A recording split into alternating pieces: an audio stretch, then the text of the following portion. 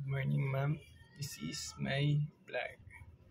Ang item po na pinili ko is ang link. Ang link po ay isang panibago at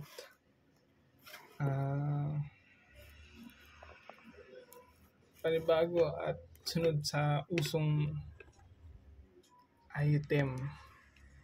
Siya po ay ginagamit pang ahit ang balbas, bigote.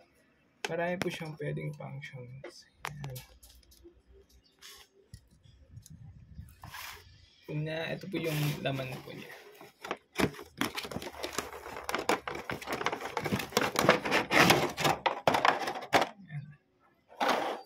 Meron po siya yung pag mahaba na po yung balbas mo, pwede mo siyang munang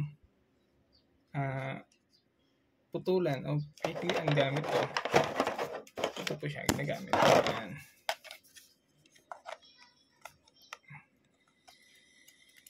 Ayan.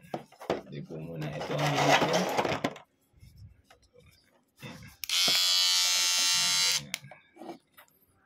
Tapos, pagka medyo maikli na, pwede na yun ibalik dito sa kanya. Ayan.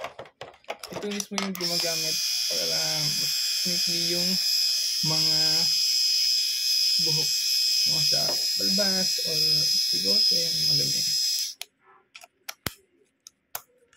Tapos, ito naman po yung sa ilong. Pag medyo mahaba na po yung buhok sa inyong ilong, pwede nyo po siyang gamitin. Ayan. Ito po yung napili ko dahil nag-i-innovate tayo sa pagdating sa mga panahon o taon na lumipas. Nag-i-innovate yung mga gamit natin kagaya nito. Dati ang gamit natin is pang-ahit lang. Ngayon meron na tayong eraser na tayo, electric na ganun. Thank you po sa pakikinig and panonood. Thank you.